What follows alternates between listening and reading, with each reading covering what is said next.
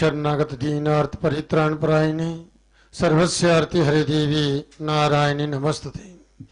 शरण में आए हुए दीनों एवं पीड़ितों की रक्षा में संलग्न रहने वाली तथा सबकी पीड़ा को दूर करने वाली हे नारायणी, आपके चरणों में हम सब भक्तों का भक्ति भाव से नमस्कार है। हे माँ, हम शरणागत भक्तों की आप सब ओर से रक्षा करें।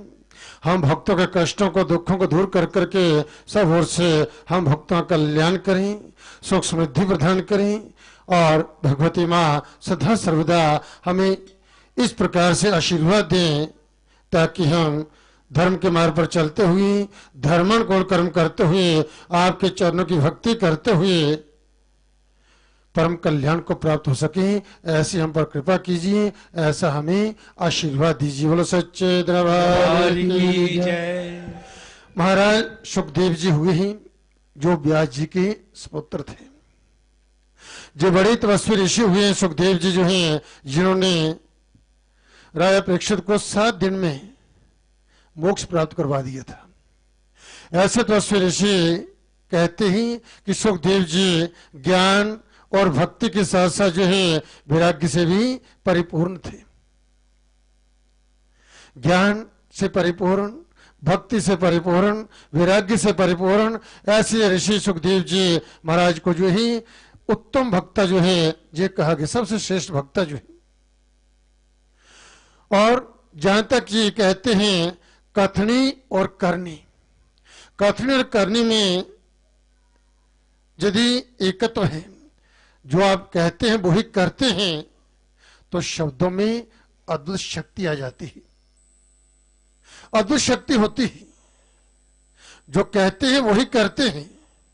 बहुत सारे ऐसे लोग होते हैं कहते तो कुछ हैं परंतु करते कुछ हैं। तो वहां पर जो है उन शब्दों में वो प्रभाव जो है वह नहीं रहता, उनमें सिद्धि प्राप्त नहीं होती और वह शक्ति उन शब्दों में नहीं रहती। आप देखते हैं कई बार ऐसे साधक उपासक होते हैं, उनकी वाणी सत्य हो जाती है।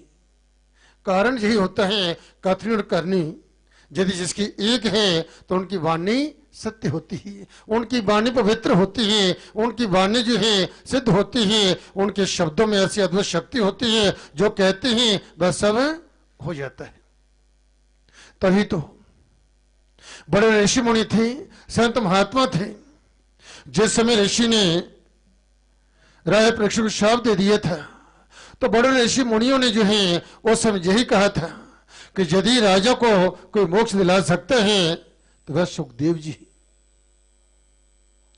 उन्हीं में ऐसी शक्ति है जो उनको मोक्ष प्राप्त करवा सकते हैं। बोलो सच्चे दरबार की जय। इस धर्म में कथनी और करने की बात मैं बतलाने जा रहा हूं। महाराज एक नाथ की उनके चित्र से कथा मिलती है। महाराज एक नाथ जो है जे भगवत भक्त हुए हैं और सदा सर्वदा धर्म के मार्ग पर चलते धर्मन को कर्म किया करते थे। कहते कि एक बार एक विधवा माता जो है अपने 4 वर्ष के बच्चे को लेकर के उसके पास आई। आकर के ऋषि का वंदन, उनका एक नाथ जी का महाराज जी का वंदन किया, प्रणाम किया और कहा महाराज जी मेरा बेटा है, 4 वर्ष की इसकी अवस्था है परंतु जी मीठी रोटी खाता है, इसकी ऐसी आदत बन चुकी है मीठी रोटी खाता है और मैं इतनी समर्थ नहीं कि रोज इसको मीठी रोटी खिलाऊं।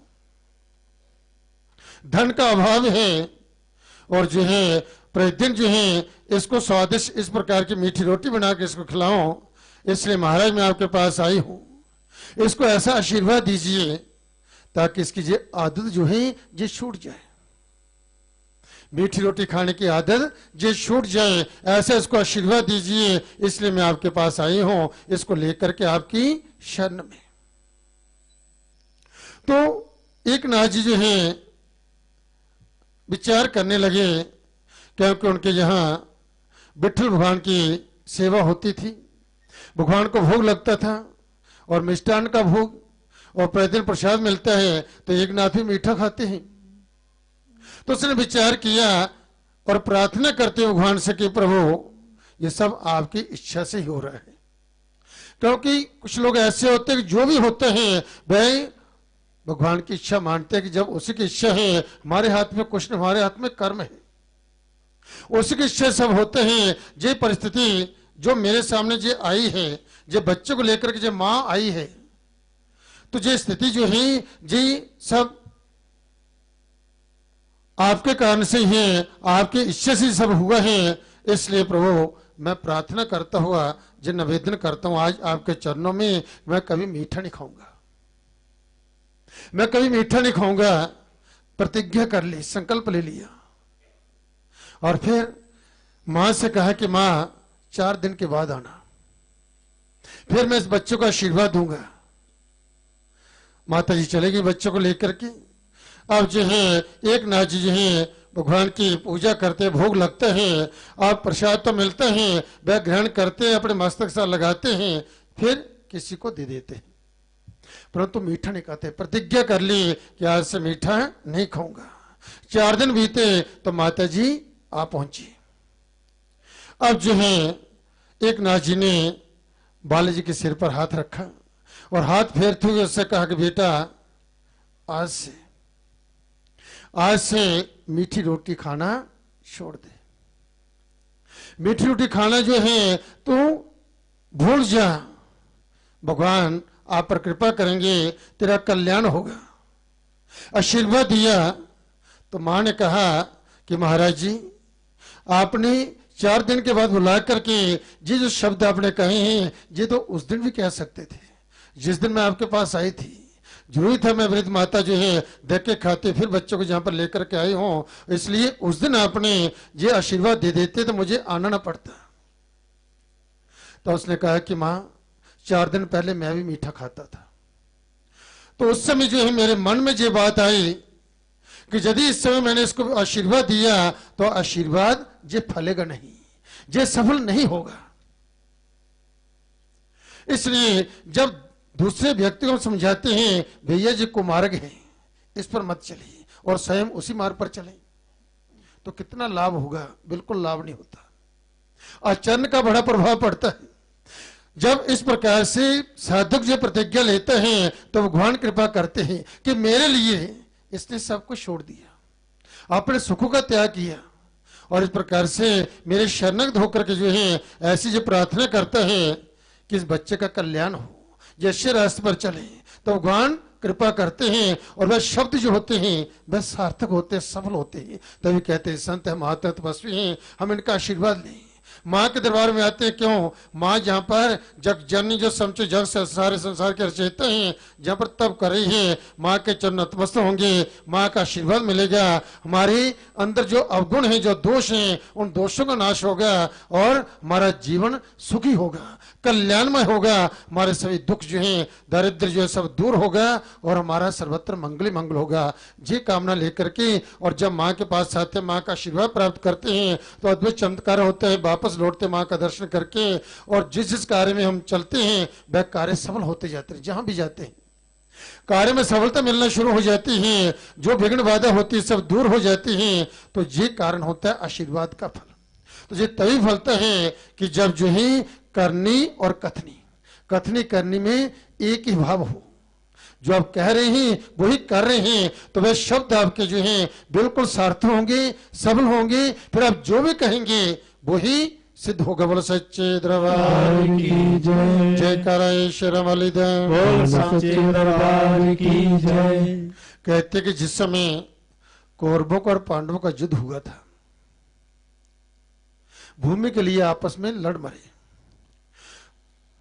दोनों का युद्ध हुआ, जिसमें कौरव जो थे जिनका सर्वनाश हुआ, और कौरव सेना में जो है कृपाचार्य जी, कृतवर्मा और जो अश्वत्थामा, ये 3 रह गए, सब मर गए। ये 3 बच गए, कृपाचार्य, कृतवर्मा और अश्वत्थामा। गुरु द्रोणाचार्य के पुत्र अश्वत्थामा थे, जो बड़े शक्तिशाली थे। समाप्त हो गए, ये तीनों रह गए। अब जो है अश्वत्थामा को बड़ा क्रोध था, उसने प्रतिज्ञा कर ली कि मैं आज पांडव का विनाश कर दूंगा। कैसे? जब पांडव जी अपने घर में सो रहे होंगे उस समय जाकर के उनका वध कर दूंगा।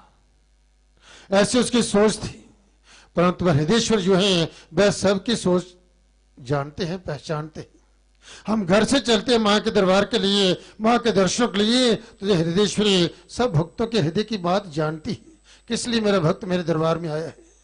ऐसे संसार में जो जो भी हमारे जो विचार हैं वह परमपिता परमात्मा सब जानते हैं, हमारी सोच कैसी है, हमारे भाव क्या है।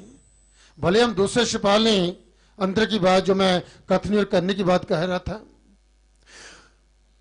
तो इस प्रकार से वह हृदयेश्वर सब जानते हैं। भगवान कृष्ण जानते थे ये दुष्ट है और जी इनका सर्वनाश करेगा। तो कहते कि रात्रि को क्या हुआ, भगवान श्री कृष्ण ने पांडवों को जगाया आकर के, सो रहे थे, उन्हें जगाया और कहने लगे मुझे बड़ी गर्मी लग रही है, नींद नहीं आ रही। जहां मुझे नींद नहीं आ रही है इसलिए गंगा तट पर चलते हैं, वहां पर सोते हैं। भगवान ने जगाया और पांडव जो थे वो भगवान के शरणागत थे। वह कभी उनके सामने बोले नहीं, जो कहा वो ही माना। और फिर भगवान ने जो है कहते कि जिसकी भगवान रक्षा करें उसे कौन मार सकता है, कोई भी नहीं। पांडव को जगाया, पांडव जग गए। फिर पांडव के 5 पुत्र वहां सोए हुए थे, द्रौपदी के 5 पुत्र जो थे उनको जगाया कि जहां नींद नहीं आ रही है तो चलो गंगा तट के किनारे। उन्होंने कहा भाई आपको नींद नहीं आ रही, आप जाइए, हमें घर में नींद आ रही है, हम क्यों जाए, इसलिए आपको नींद नहीं आ रही, आप जाइए, हमें सोने दीजिए। तब भगवान श्री कृष्ण 5 पांडु जो है वहां से प्रस्थान करके गंगा तट के किनारे रात को जो है आप 5 पांडु के पुत्र जो द्रौपदी के 5 पुत्र सो रहे थे, उन 5 को देख करके सोचा यही 5 पांडव हैं, 5 को मार दिया। प्रातः जब पता चला ये सब उसी की लीला है। अब जगह नहीं और वह मृत्यु को प्राप्त हुए। आप द्रौपदी बड़ी दुखी है। प्रातःकाल जब देखा ये सब क्या हो गया, तब जो है आप अश्वत्थामा का पीछा किया, युद्ध हुआ और जो है अर्जुन उसको बांध करके ले आते हैं। कैसे, जैसे पशु को बांधा जाता है, घसीटते हुए ले आए। जे आपके पुत्र का हत्यारा जो था हम इसको बांध करके ले आए। जैसे द्रौपदी ने देखा तो उसने आकर के अपने पुत्र का दुख भूल करके सामने गुरुपुत्र खड़े हैं और कहने लगी ये क्या किया आपने, इसको खोल दीजिए, मुंच इसको खोल दीजिए, छोड़ दीजिए इसको, ये आपका गुरुपुत्र है और यदि आप इसको मार देते हैं, मैं तो पहले ही दुखी हूं, मेरे 5 पुत्र जो मर गए, मैं पहले ही दुखी हूं और इसकी मां जो है वह भी रोएगी। एक तो विधवा हो चुकी है, दूसरे जो है एक पुत्र के सहारे वह जी रही है, इसलिए वो भी चला गया तो वह भी रोएगी। इसलिए रोने से पापों का नाश होता है और जो दूसरों को रुलाता है उसके जीवन में उसके कष्ट कभी दूर नहीं होते। इसलिए जब भी उस मां को आप रुलाओगे तो जो है आपके दुख भी दूर नहीं होंगे। जो दूसरों को रुलाता है वह कभी सुखी नहीं रहता। बोलो सच्चे दरबार की। आज द्रौपदी ऐसा कहती है, इसलिए मैं तो दुखी हूं और इसकी मां भी रोएगी, इसलिए जो उचित नहीं है। तब जो है अर्जुन ने कहा कि ये तो आता ही है, पापी है, इसको मार देना ही उचित है। भगवान कृष्ण की ओर देखा तो भगवान कृष्ण ने कहा कि द्रौपदी जो कह रही है वह सब ठीक कह रही है, क्योंकि द्रौपदी के जीवन में जब जब कष्ट आए हैं तब तब उसने भगवान का स्मरण किया और भगवान ने उनकी रक्षा की। और आज भी हर क्षण हर पल जो उनकी रक्षा कर रहे हैं। तब जो है भगवान कृष्ण ने कहा द्रौपदी ने जो कहा है जो ठीक ही कहा है, इसलिए ब्राह्मण का अपमान करना ही उसका जो है मरण है। इसलिए इसको अपमान करके छोड़ दे। अपमान क्या था, कहते ही कि उसके मस्त पर मणि थी, मणि निकाल ली, शिखा काट दी, अपमानित करके छोड़ दी। बोलो सच्चे दरबार। अब अश्वत्थामा को और क्रोध हुआ, मेरा अपमान किया इन्होंने, चाहते तो मार देते हैं परंतु फिर क्रोध है, दुष्ट जो है अपनी दुष्टता छोड़ता नहीं है। फिर जो है इतना क्रोध हुआ कि मैं इनका वंश ही समाप्त कर दूंगा। उत्तरा में जो है जिससे परीक्षित का जन्म हुआ था, उत्तरा घर में परीक्षित थे और उस समय जो है अब उसने ब्रह्मास्त्र का प्रयोग करके उत्तरा में जो पुत्र जो पल रहा था उसका वध जो है करने के लिए ब्रह्मास्त्र का प्रयोग कर दिया।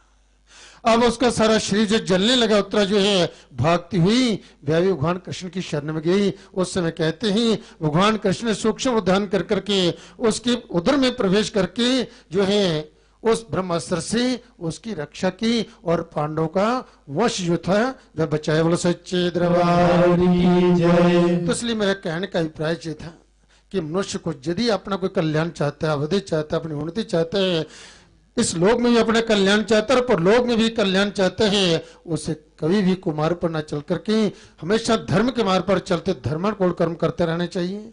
वो जगजननी जगत माता के शरणागत होकर के उसी से प्रार्थना करनी चाहिए, क्योंकि इस माँ की जिन पर कृपा हो जाती है तो जो माँ उन भक्तों को सद्बुद्धि सद्ज्ञान दे देती है, और जिन भक्तों को माँ की कृपा सद्बुद्धि सद्ज्ञान दे प्राप्त हो जाता है तो उनकी बुद्धि में कभी कोई गलत विचार नहीं आते, कभी किसी के प्रति बुरा भाव नहीं आता है। हमेशा भलाई के रास्ते पर चलते हुए भले कर्म करते हुए वह अवधि को प्राप्त होते हैं, उन्नति को प्राप्त होते हैं और वास्तव में इसी में सुख है।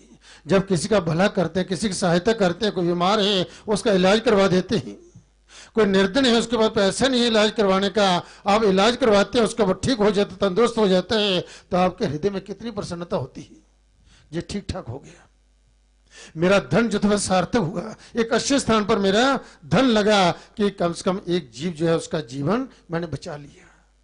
तो इसलिए वही लोग धन्य हैं, वही लोग परम सौभाग्यशाली हैं जिनकी धन संपत्ति अच्छे अच्छे कार्य में लगती है।